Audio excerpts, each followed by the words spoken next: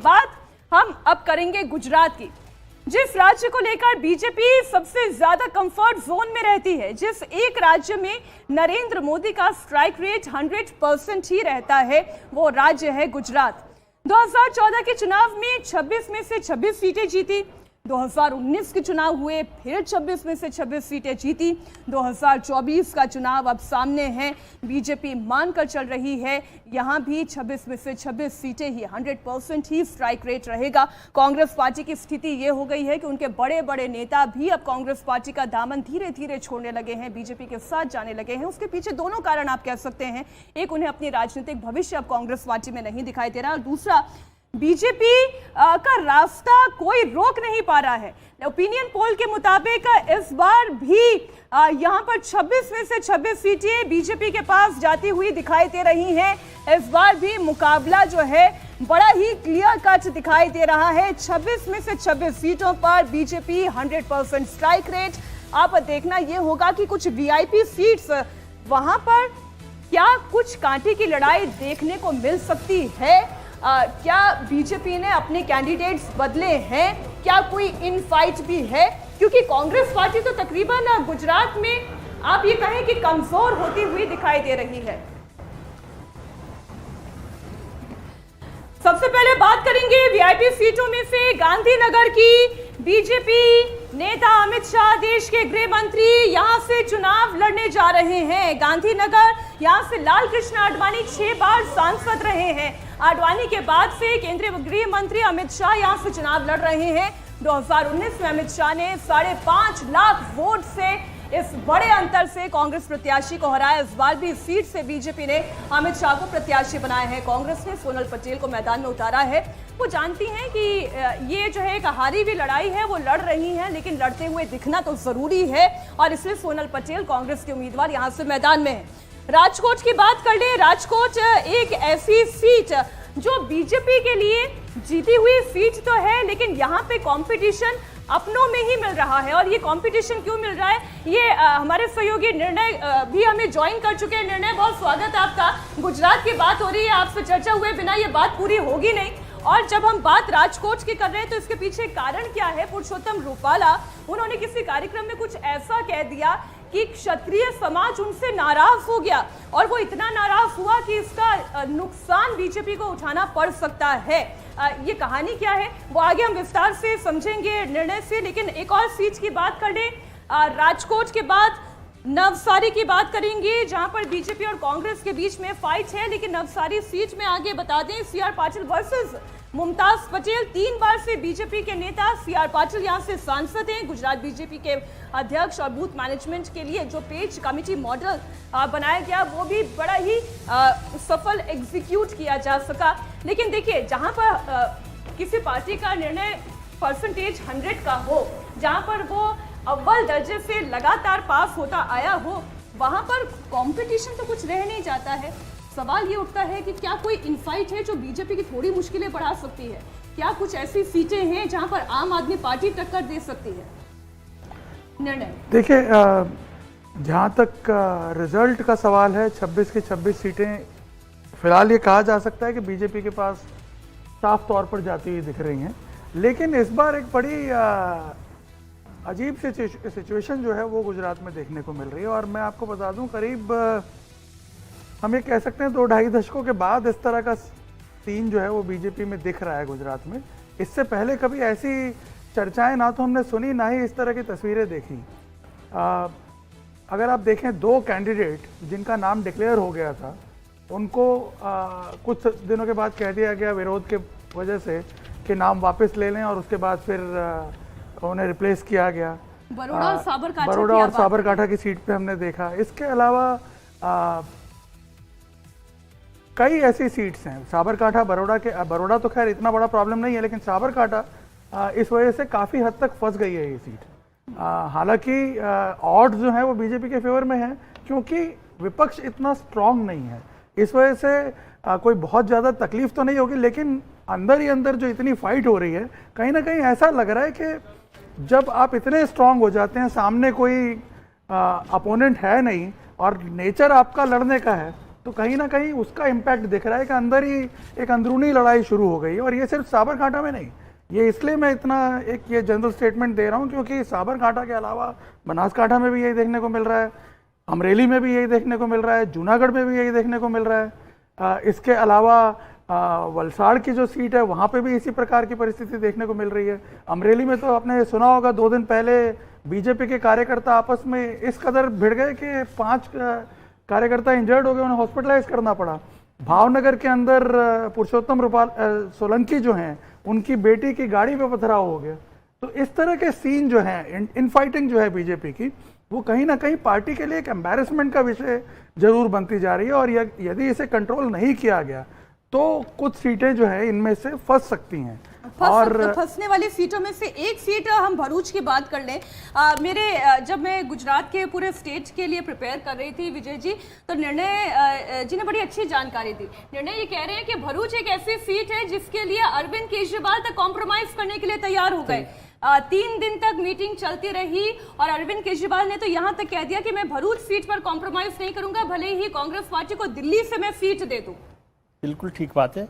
वैसे मीनाक्षी जी, निर्णय के बाद है ना गुजरात पर बात करने की ज़रूरत नहीं होती, क्योंकि निर्णय जो है भारतीय जनता पार्टी के नेता जितना समझते होंगे उतना ही उससे ज़्यादा ही गुजरात को समझते हैं, मैं उनको जानता हूँ। तो गुजरात पर निर्णय यदि कहीं पर खड़ा हो आपके शो में तो उसके बाद किसी से और से बात करना नहीं, लेकिन जो निर्णय बात कर रहे हैं वो भारतीय जनता पार्टी के लिए चिंता की बात है। और भरूच सीट का भी जिक्र करते हैं कि जिस तरह से अरविंद केजरीवाल साहब ने वहाँ पर किया अनाउंस, कैंडिडेट का अनाउंस उन्होंने सबसे पहले अपना कर दिया भरूच ही जाकर, जहाँ की वो अहमद पटेल साहब की सीट हुआ करती थी किसी ज़माने में, मुमताज़ पटेल उनकी बेटी उस सीट को चाह रही थी।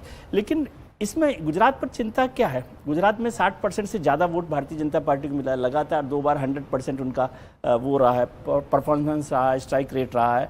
नरेंद्र मोदी का स्टेट है, अमित शाह का स्टेट है, गुजरात का हिंदुत्व का जो एक्सपेरिमेंट की जो स्टेट है वो भी है। 25-30 साल से करीब करीब वहाँ पर सरकार बीजेपी की है, लेकिन अब वहाँ इनफाइटिंग शुरू हो रही है। और ये इनफाइटिंग भारतीय जनता पार्टी के नेतृत्व, आप सोचिए उस दिन नहीं हुई जिस दिन विजय रूपानी समेत सारे घर के बदल डाले कैबिनेट नरेंद्र मोदी जी ने। उस समय उस तरह की इनफाइटिंग नहीं दिखाई दे रही जो आज दिखाई दे रही है कि वहाँ पर जो कैंडिडेट हैं वडोदरा, और वडोदरा कैसी सीट है? वडोदरा सीट वो है जहाँ नरेंद्र मोदी जी ने पहली बार लोकसभा चुनाव लड़ा था, और उनको जब उन्होंने वो सीट छोड़ी तो वो वहाँ पर मैडम चुनाव लड़ी और लगातार वो जीती है। तो उस तरह से पुरुषोत्तम रूपाला भारतीय जनता पार्टी के बड़े दिग्गज नेताओं में से हैं, अध्यक्ष भी रहे हैं, मंत्री भी रहे हैं।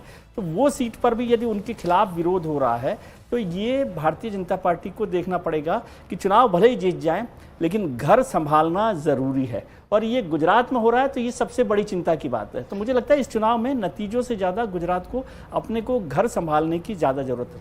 अब जब विजय जी ने मुझे कह दिया है और जब सीनियर ये आदेश दे दे कि निर्णय जी के अलावा कहीं जाना नहीं, तो मैं इसलिए फिर निर्णय जी आपके पास आ रही हूँ।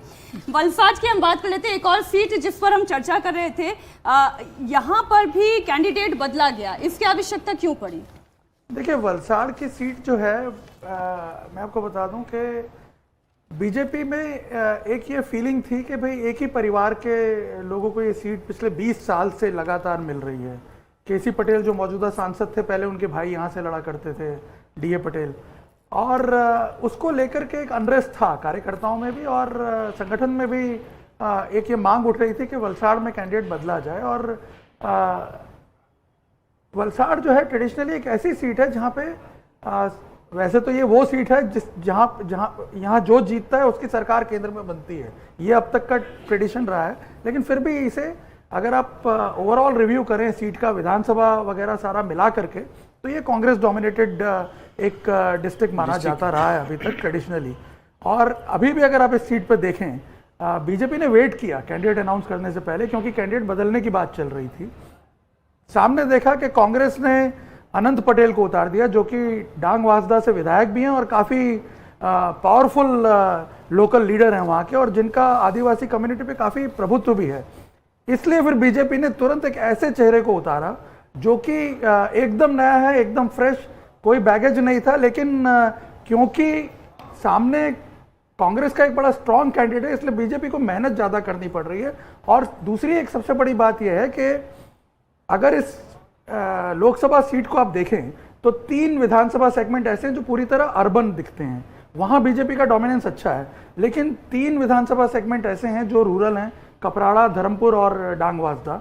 और इंटरेस्टिंगली लास्ट विधानसभा के इलेक्शन का अगर आप एनालिसिस करें तो इन तीनों विधानसभा सेगमेंट में अगर आप कांग्रेस और आम आदमी पार्टी के वोट जोड़ देंगे तो वो बीजेपी से ज्यादा है। तो इसलिए बीजेपी को ये एक चिंता है कि यहाँ पे बहुत कॉशियसली ट्रेड करना पड़ेगा। ऐसा नहीं है कि ये सीट केक वॉक है, मतलब आसानी से निकल जाएगी।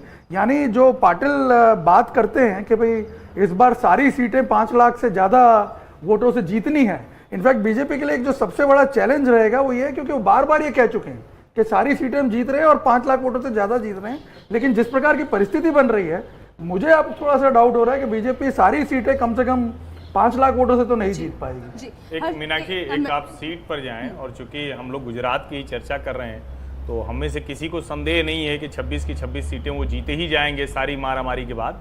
लेकिन एक सवाल आता है मन में, जब 2014 में नरेंद्र मोदी अमित शाह यहां आ गए, 2017 का विधानसभा चुनाव 2007 की ही तरह बहुत कठिन था भारतीय जनता पार्टी के लिए, मोदी जी को सब कुछ करना पड़ गया था। अब सवाल यह है कि क्या जो लीडरशिप क्राइसिस था, जिसको हम आनंदीबेन पटेल, विजय रूपानी, नितिन पटेल अलग अलग समय पर हम देखते रहे, क्या अब वो गहरा होता हुआ दिख रहा है? क्या ये चुनाव तो 26 की 26 जाएगी या जैसे आप कह रहे हैं कुछ सीटों पर फंसेगा? ये समझना बहुत जरूरी है कि आज उस मामले में कहां खड़ी है बीजेपी। तो कह रहा हूं, घर की चिंता ज्यादा करने की जरूरत है। घर की चिंता ज्यादा करनी चाहिए निर्णय जी। नहीं, देखिए ये एक बेसिक सवाल है जिसका इनफैक्ट सॉल्यूशन बीजेपी को ढूंढना पड़ेगा, क्योंकि मैं आपको बता दूं कि बहुत लंबे समय से जब से नरेंद्र मोदी दिल्ली आए हैं उसके बाद से आप देखिए कि एक स्टेबल लीडरशिप जो है वो गुजरात को नहीं मिल पाई है। चाहे आनंदीबेन का कार्यकाल हो, चाहे विजय रूपानी का कार्यकाल हो, या फिर अभी हम कहें भूपेंद्र पटेल का कार्यकाल हो। हालांकि मैं आपको एक छोटा सा एक पर्सपेक्टिव में देना चाहता हूं कि भूपेंद्र पटेल के सीएम बनने के बाद और सीआर पाटिल के संगठन पे कंट्रोल के बाद थोड़ी सी चीज़ें स्टेबलाइज होनी जरूर शुरू हुई, लेकिन आप देखिए जो रिफ्लेक्शन हमको देखने को मिल रहा है यहाँ पे इस बार लोकसभा के टिकट डिस्ट्रीब्यूशन के बाद, तो लगता है कि अभी भी वो परिपक्वता जो है वो देखने को नहीं मिल रही है। इस जैसा विजय जी बता रहे थे कि भाई जब विजय रूपानी के टाइम पे सभी को बदल दिया गया, कोई विरोध के सर नहीं उठे, रिटेलिएशन नहीं हुआ, लेकिन मैं आपको बता दूं नींव वहीं से रखी गई थी, क्योंकि उस वक्त जो था वो बिल्कुल एकदम दबा हुआ था सारा जो भी माहौल था। लेकिन देखिए जब एक लेवल के बाद चली जाती है चीजें, जब चीजें आउट ऑफ कंट्रोल हो जाती हैं लोकल लीडरशिप के, तब इस तरह की परिस्थिति जो है वो देखने को मिलती है। जैसा हर्षवर्धन जी भी बता रहे हैं कि ये एक बहुत बड़ा इंट्रोस्पेक्शन का विषय है बीजेपी के लिए, क्योंकि आपको एक सेकंड रैंक जो है उसको अब स्ट्रॉन्ग करना पड़ेगा, वरना फ्यूचर में इससे ज्यादा तकलीफें होंगी। और मैं आपको बता दूं, नरेंद्र मोदी जब भी गुजरात आए हैं पिछले दिनों में, तो वो बार बार कहते रहे हैं कि आप 156 सीटें जीत के आए हैं, और ये याद रखिएगा कि एक बार 149 सीटें एक पार्टी जीत चुकी है, जिसको दूसरी बार 33 सीटें मिली थी। तो ये उन्होंने वो बार बार ये इस बात पे फोकस भी करते आ रहे हैं और बीजेपी इस पर इसलिए लगातार इंट्रोस्पेक्शन कर रही है, तभी आप ये कह रहे हैं कि जो आपने अपने अभी तक के जर्नलिस्टिक करियर में नहीं देखा वो बीजेपी कर रही है। उसने अपने कैंडिडेट्स बदले हैं और इसके पीछे भी बीजेपी की रणनीति रही है। हमने गुजरात की बात की, एक निर्णय से एक छोटी सी बात पूछ, यही वाली बात बहुत महत्वपूर्ण है, गुजरात बहुत महत्वपूर्ण, कि क्या निर्णय खड़ाऊ राज अब एक्सेप्ट नहीं हो रहा गुजरात भारतीय जनता पार्टी का? खड़ाऊ राज तो मैं आपको एक छोटा सा एग्जांपल देना चाहता हूं कि अब जो वो खड़ाऊ राज वाला पर्सपेक्टिव जिससे हम देख रहे हैं इस चीजों को, उससे थोड़ा सा बाहर निकल रहा है गुजरात। मैं आपको बताऊं, पिछले 2 सालों में जिस प्रकार से भूपेंद्र पटेल के आने के बाद चीजों को स्ट्रीमलाइन किया गया है और बहुत सारे ऐसे डिसीजन लिए गए हैं पिछले 2 सालों में, जहां पे ऐसा दिखता है कि भूपेंद्र पटेल का अपना मार्क है। और जिस प्रकार से प्रधानमंत्री नरेंद्र मोदी ने उन्हें बैक किया, अब ऐसा लग रहा है कि धीरे धीरे उस दिशा में एडमिनिस्ट्रेटिवली आगे बढ़ रहे हैं। लेकिन जो संगठन की बात है वहां पे अभी भी एक वॉइड दिख रहा है। उसको किस तरह से रिप्लेस किया जाएगा, उसका क्या अल्टरनेट ढूंढा जाएगा, तो दोहा याद आ गया निर्णय जी, विजय जी की धीरे धीरे रे मना धीरे सब कुछ होए, माली सींचे 100 गड़ा, ऋतु आवे फल होए। तो ऋतु और वो जो फल की बात है वो तो 4 जून को पता चलेगा। लेकिन हाँ, इतना जरूर है, ओपिनियन पोल ये बता रहा है गुजरात में क्लीन स्वीप है।